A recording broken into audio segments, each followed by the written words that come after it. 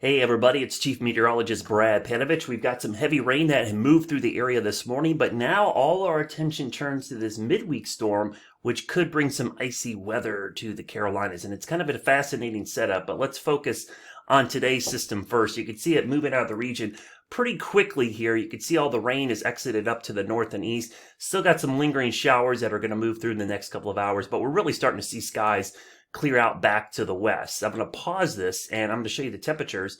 We'll throw those on real quickly.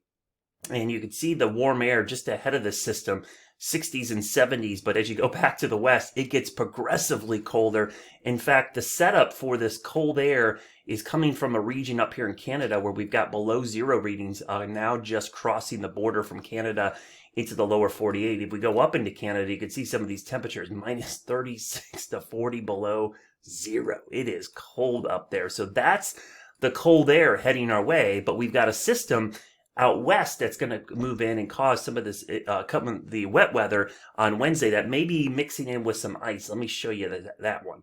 So I'll pull up the satellite imagery, and you can see here on the East Coast, here's system number one. Sky's beginning to clear out a little bit, but look at this thing right here. I'm going to pause this at the very end here, and I'll show you. This is the system we're watching. This is going to dive down to the southeast and then try to move up the coast as a nor'easter. At the same time, the cold air, which I just showed you up here over the Great Lakes and the Northern Plains, is going to be shifting east as well, supplying cold, dry air at the surface, which is going to get pushed down into the Carolinas. And that's going to kind of set the stage for our winter precipitation, mainly in the form of ice, unfortunately, on Wednesday.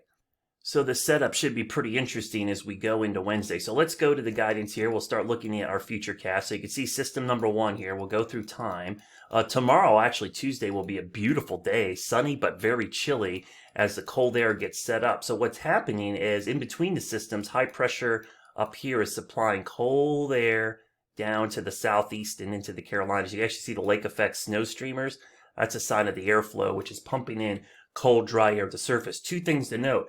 System here, but watch what happens on the coast as well.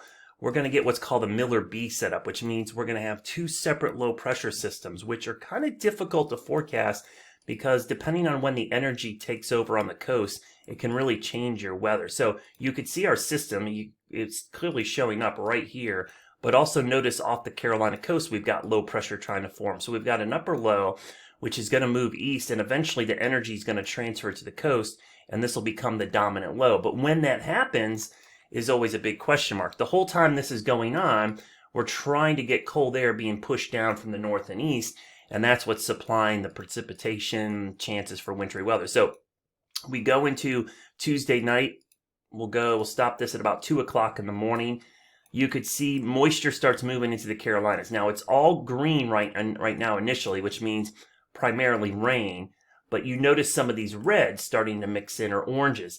That's freezing rain or sleet. And primarily freezing rain in this situation starts to spread into the region.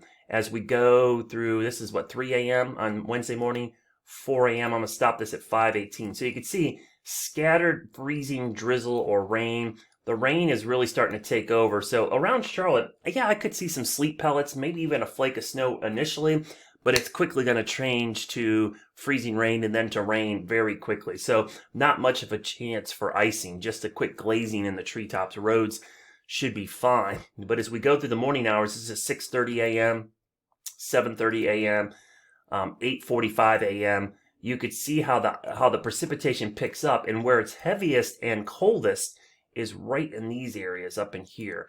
So those are the areas of concern. But one of the things about freezing rain, it's self-limiting. And what I mean by that is when ice freezes, you have to take heat out of the water to cool it, right? When you boil water, what happens? You add heat to it to warm it up. When you freeze water, you have to remove heat from it. So when you remove heat from the water, where does it go? It goes into the air. So eventually, when you create ice, you warm up the atmosphere unless you get a constant supply of fresh cold air being pushed down to resupply the cold air that you're using up by causing freezing. If that doesn't happen, we call it a self-limiting process. Freezing rain eventually will shut itself off, and it just becomes a cold, miserable rain. In that case, you could see that happens pretty quickly. So eventually this changes to all rain as we go through the day on Wednesday. So The amounts look pretty light, but there's a few locations up here which we know about, western Burke County, western Caldwell County, Wilkes County, areas eastern facing slopes that could stay ice for a lot longer than the guidance indicates. And you can see eventually this could change back to snow in the mountains before it exits by 7 p.m. Now, where there's going to be a significant winter storm is just north of here. You can see that ice and snow much heavier up to our north, and that's the area where we'll potentially have some very heavy icing. In fact, the winter weather or winter storm severity index shows the highest impacts could be up here in West Virginia, Virginia, Maryland, and into Pennsylvania. So could be a pretty interesting setup there. So let's talk about amounts. So we're going to look at a couple things here. We're going to look at the short range, short range ensemble forecast was a shref. I lost my mind there for a second. And this kind of takes all of the guidance and kind of blends it together, at least the short range guidance. And you can see the snowfall forecast from this first system is really heavy up in West Virginia. But as we go into Wednesday, there just isn't much snow here in the Carolinas. It's primarily ice. You can see a little bit of snow on the backside, but I'm going to stop this. This is Thursday night. There's no snow east of the mountains, but let me show you the ice forecast from the same guidance.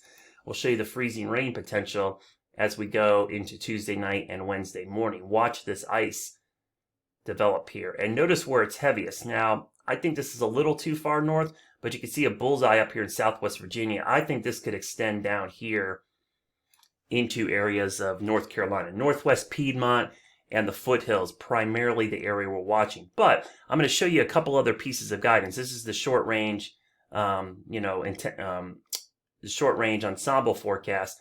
Let me show you some of the freezing rain products from some of the other guidance to kind of give you an idea. I don't know why it's not popping up. Well, that was going to be the GFS. Let me show the European. We'll see if we get it to show up here as we go through. That's a European model. Notice it's kind of in that same area, but actually a lot less. Let's go back to the GFS. Maybe it'll actually show up here. Oh, this is actually this morning's run coming in. So let me back up because it's not fully in yet. The GFS shows it a little bit further south and a little heavier around Hickory and Statesville. But you kind of get the idea. All the guidance is hinting kind of in that same location. And let me show you the forecast currently from the Weather Service. They're going much lighter, but they have it a little further east as well. So you kind of get the general idea. These locations along Interstate 40, which I'll draw here, right here, north, is where we're watching. And in particular, I think right there. And I'm going to go back to the model map, and I'm going to show you the area I'm of greatest concern for me. I still think the potential for some significant icing could happen right in here. So this is the location where I think we'll see the highest ice. Now, there's no winter storm watches yet. No advisories, anything like that. This is probably not going to classify as a winter storm watch yet.